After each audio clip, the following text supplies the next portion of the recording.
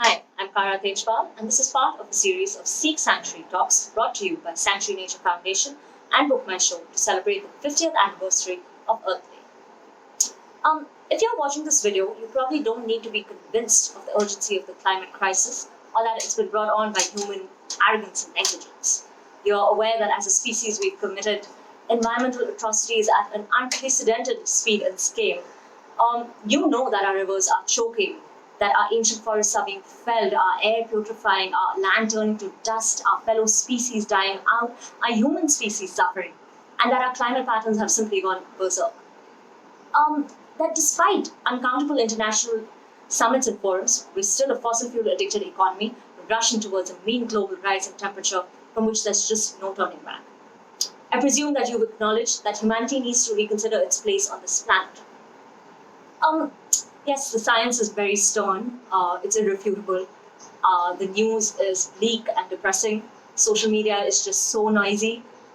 And actually making a difference seems impossible. Today, I want to just point out some of the silver linings that do exist in this scenario. I am 30 years old. A decade ago, I was struck with this deep desire to see as much of India's wildernesses as I could. It was a desire that was born of sheer panic that if I don't go and see these places and species now, they will disappear before I have the chance to. And so I traveled. I searched for tigers in the incredible pristine forests of the Dibang Valley in Arunachal Pradesh.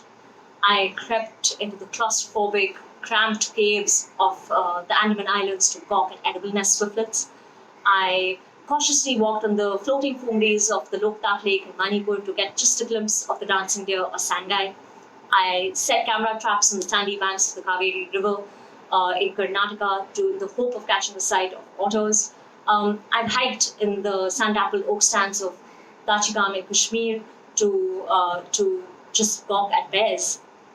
And wherever I went, despite this constantly looming threat of devastation, I met men and women working to protect and nourish the land. I want you to think about the map of India, this beautiful, troubled, crowded country of ours. Less than 5% of the area that you see, less than 5% of India's geographical area comprises protected areas. These are national parks, sanctuaries, community reserves, and this 5% comprises just about 14% of India's forests. So what of the 86% of forests that are not protected? And that's not to forget our endless coastline and waters. Do they not hold ecological value? Are they not worth saving? Are they not full of life? And who protects these? In January 2017, Sanctuary launched the Mud on Boots project. It's a program that I envisioned and nurtured for months prior to the launch. And it was because we recognize that on-ground conservation is not the exclusive domain of IFS officers and scientists, that across India there are individuals working for matters of the heart to protect their land and the wild things that inhabit it. And they do this, they did do it, they continue to do it, without any of the resources that are available to an organization such as Sanctuary. So we devised the Mud on Boots project that would serve as a boost to such individuals. It would give them a little monetary ease, it would help them build a network, and it would spotlight their cause over a 2-year period. Today, the Mud on Boots network spreads across 15 states of India and comprises over 25 individual grassroots conservationists. We call them project leaders, each of whom is a community leader, and they are strengthening our national conservation imperatives. Let me give you an example of some of these incredible people, the spaces they work in, what they do. Let's start up north. In Himachal Pradesh, Forest Guard Shiv Kumar is documenting the high altitude diversity of the Lahaul Forest Division. This is a forest division that does not actually have any protected areas, and yet it is home to amazing Himalayan wildlife, including snow leopards and brown bears. Not only is Shiv documenting these species, he's also working with his communities to address conflict issues with pragmatism. In Haryana, we have Sunil Harsana, a homegrown conservationist who is working to protect the sacred Mangarbani forest, which in itself is an extension of the rapidly depleting and threatened Aravalli ecosystem. And he tries to protect this forest from a very greedy land mafia. And along with his Pied Piper army of students, he patrols the forest, he restores degraded patches of forest land, He collects native seeds to plant. He and his team create check dams to check soil erosion. And not just that, they also introduce city slickers from the closest big metropolitans, which are Delhi and Gurgaon, to the amazing and native wilderness in their own backyards. In Maharashtra, we have Malhar and Dulkar. Malhar is studying an ancient Myristica swamp, and he's also training farmers in organic farming practices. He walks along rivers to keep track of otter populations, and this is an important indicator species as to the health of river ecosystems. In Karnataka, at one site, we have Bhuvan, who is nurturing a nursery of rainforest plants to one day replant and abuse patches of forests, then harvest species such as the lion-tailed macaque and the Nilgiri marten. And yet, at another site, we have Marina, who's working with her village community to reduce incidents of snake bite. The list goes on, and it is our sincere effort to knit these separate initiatives into a tapestry of hope. Not only have these grassroots heroes taught us the power of conviction, they've taught us the genius of collaboration. We always claim that the Man on Whose project is a flexible program, and that's because we try to fill in any gap that a specific project leader identifies. And to do this, we have to call upon the sprawling sanctuary network.